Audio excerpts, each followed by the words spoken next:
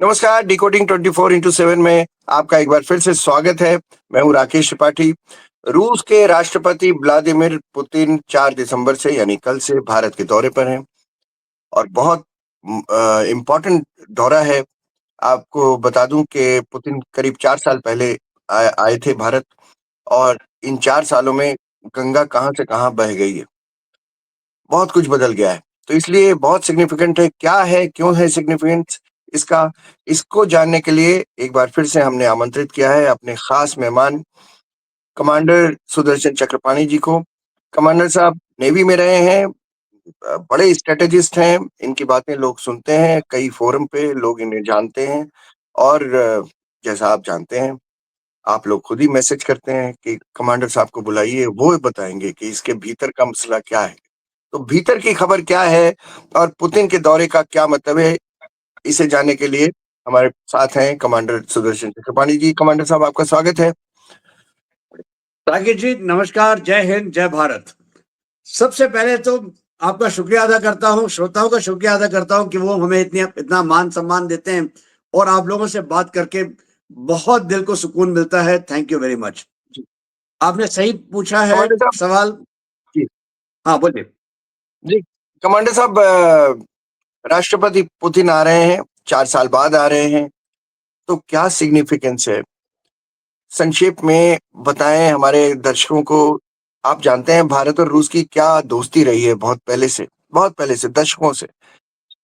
तो उसके आलोक में पुतिन का आना, अब आना, क्या मतलब है इसका? राकेश जी, पुतिन का अभी आना जो है ये जियोपॉलिटिकली बहुत बड़ी घटना है। इसको छोटे में नहीं आंका जा सकता। हम लोग जी, बात करते रहे हैं, है ना, मल्टीपोलर वर्ल्ड की। बीच में आपको याद होगा हमने बात की थी G2 की, जिसमें चीन को लगता था कि हम दो ही देश जो हैं, चीन और अमेरिका, पूरे विश्व को आपस में बांट लें और फिर हम अपना अपना प्रभुत्व बना के रखेंगे और खुश रहेंगे। इस सब में अगर कोई चीज बदलेगी वो है पुतिन की विजिट जो हिंदुस्तान में हो रही है और कल से शुरू हो रही है। अहमियत क्या है? बिल्कुल सही कहा आपने हम्म, कि पिछले दशकों से, कई दशकों से हमारी दोस्ती जो है एक तरह से पूरे विश्व को स्टेबलाइज करके रखी हुई है।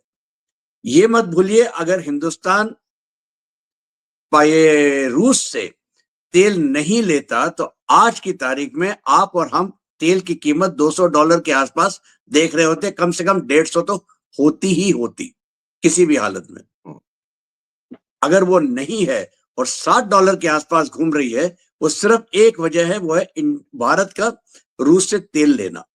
ये स्टेबलाइजेशन है। अगर यूक्रेन युद्ध के बाद के बावजूद फर्टिलाइजर की कीमतें आसमान को नहीं छू रही हैं, उसमें भी भारत का हाथ है। हर चीज में देखिए भारत का हाथ है वहां पे, और ये हमको मान के चलना चाहिए। ये बहुत स्टेबलाइजिंग इम्पैक्ट है हिंदुस्तान और या भारत और रूस की दोस्ती। अब हम आते हैं इसी विजिट पे। ये देखिए वातावरण आज की तारीख में क्या है।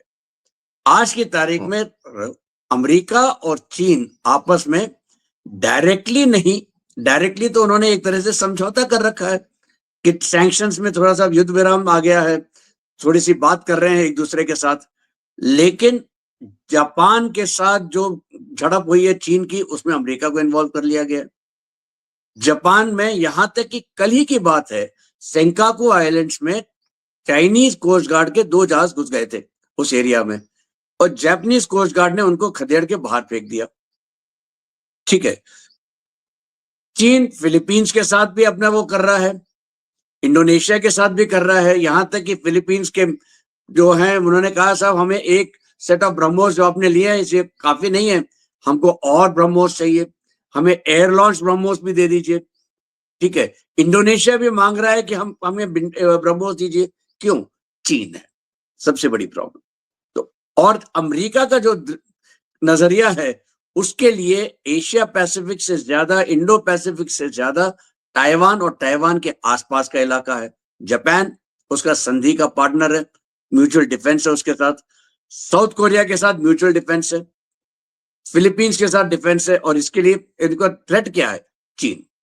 एक तो एक बड़ी चीज यहां पे हो रही है। दूसरी बड़ी चीज हो रही है, यूक्रेन में अगर युद्ध विराम होना है और उसका अगर पुतिन और ट्रंप ये समझौता कर लेते हैं तो ट्रंप को इसमें अपना नोबेल प्राइज तो उनका पक्का हो जाएगा। तो उनको तो अपने नोबेल प्राइज के अलावा और कुछ दिखाई नहीं देता। तो नोबेल प्राइज सुनिश्चित करना है तो मतलब यहाँ पे ये आपने शांति करनी है। कैसे होगी? अगर भारत इसमें है ना बड़ी भूमिका नहीं अदा करेगा तो ये संभव नहीं है। इसीलिए देखिए आप कि अमेरिका की तरफ से जितने ज्यादा हल्ला मचाया जा रहा था कि हम ट्रेड में ये करेंगे और वो वहां पे स्कॉट बेसेंट कुछ कहते थे, पीट एग्जिट कुछ और कह देते थे, कोई और कुछ और कह देता था। अब शांत बैठे हुए सब कह रहे हैं कि हमारा ट्रेड डील बन रहा है। तीसरी बड़ी चीज ये है कि हिंदुस्तान की ट्रेड डील की बात जो है यूरोपियन यूनियन से काफी आगे पहुंच गई है और सुनने को तो यही आता है कि 9, 10, कोई 11 चैप्टर कहते हैं कि मतलब पूरे फाइनल हो गए हैं, 1, 2 बस बचे। ये दिसंबर के महीने में फाइनल हो जाएंगे। 26 जनवरी को जो हमारी रिपब्लिक डे परेड होगी उसमें जो उनके प्रेसिडेंट है यूरोपियन यूनियन के और उनके ट्रेड कमिश्नर जो हैं ये दोनों के दोनों चीफ गेस्ट के रूप में आएंगे। 27 तारीख को डील साइन होगी। अगर ये डील साइन हो जाती है तो अमेरिका को पता है कि हम पीछे हो गए, यूरोप भी हमारे ऊपर विश्वास नहीं करता, वो हिंदुस्तान से डील कर रहा है। ये सिचुएशन है जिसमें ये बात चल रही है। यहाँ पे हमको क्या अपेक्षाएं हैं इससे? हमारी सबसे बड़ी अपेक्षा यह है कि हम ये जो है अपनी पार्टनरशिप को और मजबूत करें और आगे बढ़ाएं। इसमें 3 हिस्से बनते हैं। सबसे पहला लेते हैं इकोनॉमिक, क्योंकि देखिए पैसे के बगैर दुनिया नहीं चलती। ठीक है, वो कहते हैं ना बाप ना बड़ा ना भैया ना बीवी ना बच्चा, सबसे बड़ा है रुपया। तो ट्रेड के ऊपर इकोनॉमी के ऊपर बात करते हैं। आज की तारीख में हमारे जो ट्रेड है रूस के साथ तकरीबन $60 बिलियन का है। इसमें बहुत बड़ा हिस्सा तेल का। हमारी अपेक्षा यह है कि अगले 1 साल 3 या 4 साल के अंदर अंदर हम अपना ट्रेड जो है $100 बिलियन को पार कराएंगे। ये तब तक नहीं हो सकता जब तक हम बैलेंस ना करें। तो ये आ जाता है इकोनॉमी। दूसरा आता है इकोनॉमी में बहुत बड़ी चीज आर्कटिक ओशन। देखिए आर्कटिक रूट अगर हम हिंदुस्तान से लेते हैं टू यूरोप और हम स्वेज कैनाल से जाते हैं और हम आर्कटिक ओशन से जाते हैं, मतलब मद्रास या Chennai to Vladivostok, Arctic ocean से घूमते हुए उधर यूरोप, इसमें तकरीबन 4000 किलोमीटर का डिस्टेंस कम हो जाता है आर्कटिक रूट में। 4000 किलोमीटर का मतलब यह है, आप सोच लीजिए कॉस्ट में, ट्रैवल कॉस्ट में, ट्रांसपोर्टेशन कॉस्ट में कितना बड़ा परिवर्तन आएगा। और हमारे लिए ये बहुत अच्छी बात है। रूस चीन को आर्कटिक ओशन में अंदर आने नहीं दे रहा है, हमें बुला रहा है कि आप आइए, इन्वेस्ट करिए, एनर्जी में आप इन्वेस्ट करिए। हम अपने ओएनजीसी और ओएनजीसी विदेश के जरिए वहां पे इन्वेस्ट कर रहे हैं। तो ये बड़ी चीज हो जाएगी। ठीक है, और तीसरा और आखिरी हिस्सा जो है वो बनता है, नहीं सॉरी, दूसरा हिस्सा बनता है लेबर मोबिलिटी। रूस चाहता है 1 लाख स्किल्ड वर्कर्स हिंदुस्तान से रशिया जाए अगले 1 साल के अंदर, क्योंकि उसके पास इंसानों की कमी है। और तीसरी बात बनती है हमारे लिए, वो है डिफेंस। डिफेंस के ऊपर हम देख रहे हैं Su-57 की बात हो रही है, S-400 की बात हो रही है, S-500 की बात हो रही है, लेकिन इससे ज्यादा महत्वपूर्ण चीज हमको जो चाहिए है वो है टेक्नोलॉजी। देखिए हम इंजन अभी भी नहीं बना रहे, करार हो रहा है सैफरन के साथ, लेकिन अभी तक साइन नहीं हुआ है। जी के ऑफर इंजन तो हो गया है कमांडर साहब, ऑफर हो गया, जेट इंजन के ऑफर हुआ है, करार साइन नहीं हुआ है। देखिए जब तक कागज के ऊपर हस्ताक्षर नहीं होते ये जुबानी जमा खर्च है, क्योंकि ये लीगल कुछ भी नहीं बनता। तो क्या ये कुछ शको शुबा है कि नहीं भी साइन होगा? शक कोई भी नहीं। देखिए कुछ आयरन आउट होनी है, माइनर डिटेल्स या ना टेक्नोलॉजी ट्रांसफर के नाम पे। ठीक है, आप कौन से चीज कहाँ पे बनाएंगे, कौन आपका पार्टनर होगा, ये वगैरह वगैरह आयरन आउट होनी है।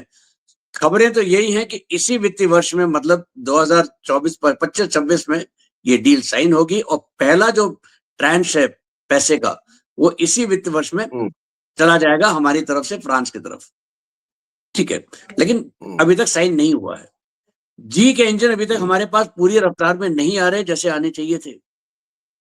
तो हमें चाहिए है टेक्नोलॉजी, और टेक्नोलॉजी जो है ये रूस के पास है, खास करके डिफेंस और रिलेटेड टेक्नोलॉजी, चाहे वो सबमरीन्स में हो, चाहे वो न्यूक्लियर सबमरीन में हो, चाहे वो एयरक्राफ्ट इंजन्स में हो, चाहे वो मेटलर्जी में हो, चाहे वो स्पेशलाइज्ड कोटिंग्स हैं उनमें हो, ये सारी चीजें रशिया के पास हैं और रशिया हमें देने को तैयार है। अमेरिका उतनी आसानी से नहीं देगा। बोलिए। मैं एक बहुत साधारण सा सवाल पूछना चाहता हूँ, सारे भारतीयों के दिमाग में आता है, जिनको याद है, मेरी उम्र के जिन लोगों ने देखा है कि रूस और भारत में कैसी दोस्ती थी, उन लोगों को याद है कि मिग-21 और मिग के कुछ और विमान जो हैं, वो किस तरह से ओल्ड एज हो गए। तो क्या उसके आलोक में अगर देखें तो रशियन टेक्नोलॉजी अच्छी है बनिस्बत यूएस के, कमांडर साहब? देखिए राकेश जी, मिग-21 हमने अभी अभी इसी साल रिटायर किए हैं, जबकि मिग-21 हम ही एक देश मात्र देश हैं जो उसको उड़ा रहे थे ऑपरेशनली। बाकी सब ने तो 20 साल पहले रिटायर कर दिए थे। अगर टेक्नोलॉजी अच्छी नहीं होती तो ये इतने साल चल रहे होते। बहुत आसान है कहना कि उसको फ्लाइंग कॉफिन वगैरह के अलग अलग अजीबो गरीब नाम दिए हैं, लेकिन मेरा अपना मानना है, और आप किसी भी एयरफोर्स वाले से पूछ लीजिएगा, एयरफोर्स पायलट से, वो यही कहेगा कि मिग-21 से बेहतरीन टेक्नोलॉजी कहीं नहीं थी। इतना बेहतरीन हवाई जहाज था कि वो बहुत सी चीजें आपकी सह लेता था और आपको सेफली वापस लाता था। तो मिग-21 तो बहुत बेहतरीन टेक्नोलॉजी थी। सू-30 को देखिए, छक्के छुड़ा देते हैं सबके, और अब हम सुपर सुखोई के नाम पे जो काम कर रहे हैं उसमें सबसे बड़ा परिवर्तन क्या होगा? उसके इंजन। इंजन तो वही रशिया से आएंगे, और अगर हम वो इंजन हिंदुस्तान में बनाने की क्षमता रखना शुरू कर दें और फिर हमको ये सू-30 को एक्सपोर्ट, या सू-30 का नेक्स्ट वेरिएंट सुपर सुखोई को अगर हम एक्सपोर्ट करना शुरू करते हैं, या मिग-57 सॉरी सू-57, जिसका कॉमनैलिटी सू-30 के साथ काफी हद तक है, कोई कुछ लोग कहते हैं 70% कॉमनैलिटी है, तो आपको तो बहुत बेहतरीन चीज मिल रही है। लेकिन कमांडर साहब, लोग कहते हैं कि ये जो टेक्नोलॉजी है ये तो चाइना को भी दे रहे हैं वो, और चाइना भारत का दुश्मन नंबर 1 है, हमारे यहाँ तो बहुत सालों से कहा जा रहा है। तो इसमें हमारी अपर एज कहाँ होगी? सॉरी, देखिए रूस जानता है कि चीन के साथ उसकी जो दोस्ती है वो एक सिचुएशनल है, और सिचुएशन के लिए वो उसका काम हो रहा है। वरना वो जानता है कि चीन जो है उसके बहुत से एरियाज क्लेम कर रहा है, व्लादिवोस्टॉक, उसका वो पूरा ईस्टर्न पोर्शन वो क्लेम करता है। लेक बाइकल के आसपास वो कहता है कि हम ये सारी जमीन खरीद लेते हैं ताकि ये लेक बाइकल से हम फ्रेश वाटर, पीने का पानी हम निकाल सकें। तो रूस चाइना के ऊपर इतना ज्यादा विश्वास नहीं करता। रूस का असली दोस्त हिंदुस्तान ही है, और हिंदुस्तान रहेगा। तो चीन के, अगर चीन को हमें दबाव पे रखना है तो हमें रूस की बहुत जरूरत है। एक आखिरी सवाल है कि रूस की तरफ से ये कहा गया है, ये बड़ा इंपॉर्टेंट है, कि वो उन्होंने कहा कि रूस और भारत का संबंध सिर्फ प्रोटोकॉल नहीं है, डिप्लोमेटिक प्रोटोकॉल नहीं है, यानी उससे आगे चलकर बहुत कुछ है। इसको कैसे डिकोड करते हैं आप? बिल्कुल सही कह रहा है रूस। ये मत भूलिएगा, हमने अमेरिका के साथ 3 लॉजिस्टिक एग्रीमेंट साइन किए थे, कॉमकासा वगैरह वगैरह, हमने 3 एग्रीमेंट साइन किए थे ताकि हम उनके साथ कम्युनिकेशंस कर सकें। लेमोसा किया था जिससे हम लॉजिस्टिक्स वो कर सकें। ऐसा ही हमने एग्रीमेंट साइन किया है रूस के साथ, रेनॉस के नाम पे, रिलॉस, RELOS, रिलॉस के नाम पे। ये हमको क्या देता है? हमको रूस के नेवल बेसेस और naval facilities including Arctic ocean में जो है वो हमें मौका देता है कि हम वहां जा सकते हैं। हमारे हवाई जहाज, हमारे पनडुब्बियां, हमारे शिप्स वहां पे जा सकते हैं अपने रिक्यूपरेशन के लिए, रेस्ट के लिए, रिप्लेसमेंट के लिए। और रूस को यही चीज हम देते हैं इंडियन ओशन रीजन में, कि आप हमारे बेसिस का इस्तेमाल कर सकते हैं। यही जो हमने अमेरिका के साथ किया है वो हम रूस के साथ भी कर रहे हैं। तो हमको देखिए, रूस जो है हमारे लिए वो सारी चीजें करता है जो जिसके एक अच्छे दोस्त से आपकी अपेक्षा होती है, और हमारे साथ हमेशा रहता है।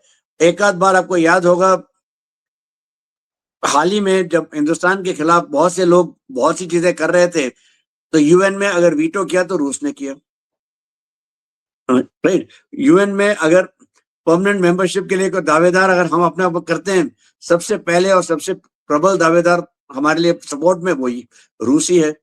तो ये मान के चलिए, हमारी जो दोस्ती है ये सिर्फ इकोनॉमिक या डिफेंस या ट्रेड रिलेटेड नहीं है, ये कल्चरली भी है।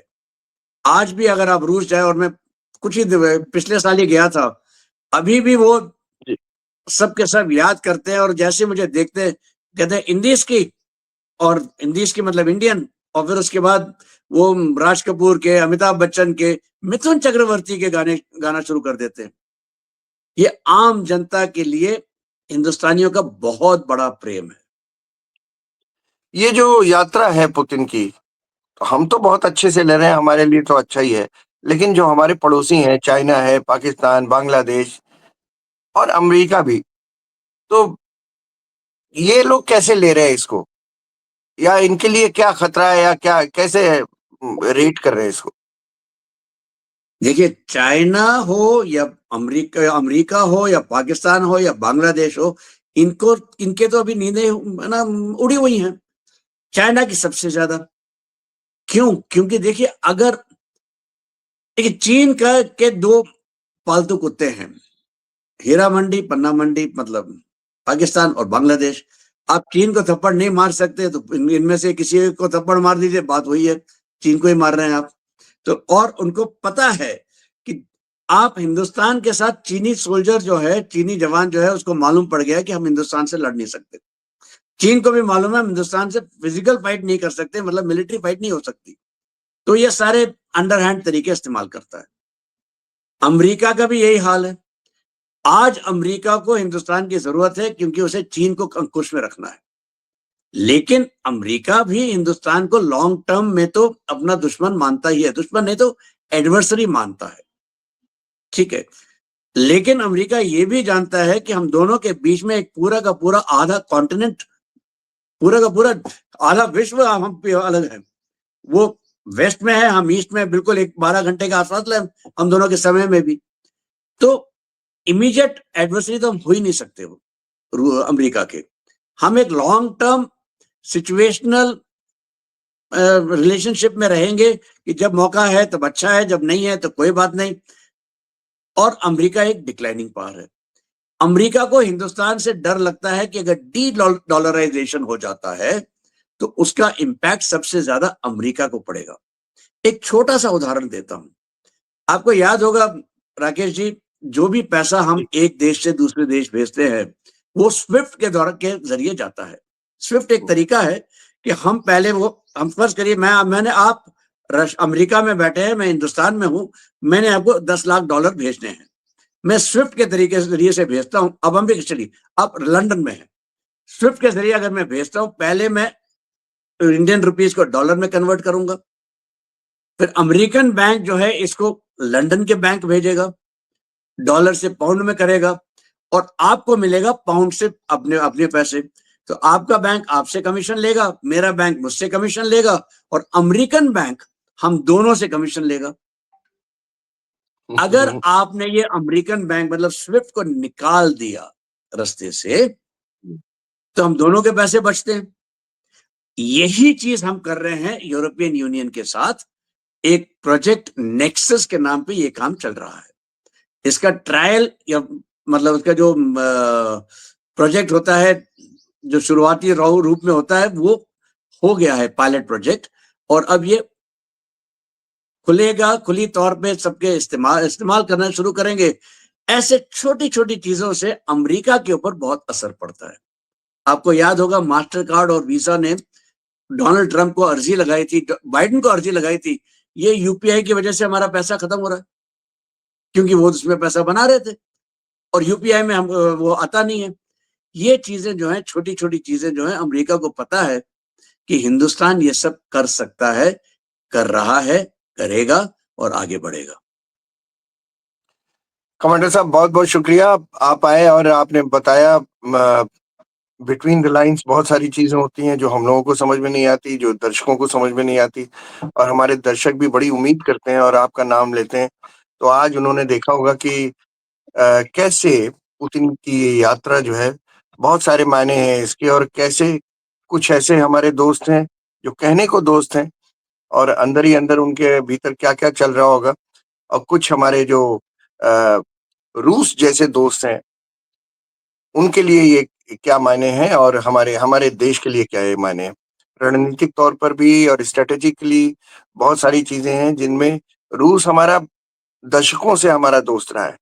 कल शायद लोगों को पता चलेगा कि कैसा स्वागत होता है और कैसा एक दोस्त दूसरे दोस्त को वेलकम करता है, और शायद कुछ लोगों की बाछें खिलें और कुछ लोगों को मिर्ची मिर्ची लगे। लगे। देखना होगा। बहुत-बहुत शुक्रिया। बहुत-बहुत शुक्रिया कमांडर साहब। बहुत बहुत शुक्रिया राकेश जी। जय हिंद, जय भारत। जय हिंद सर।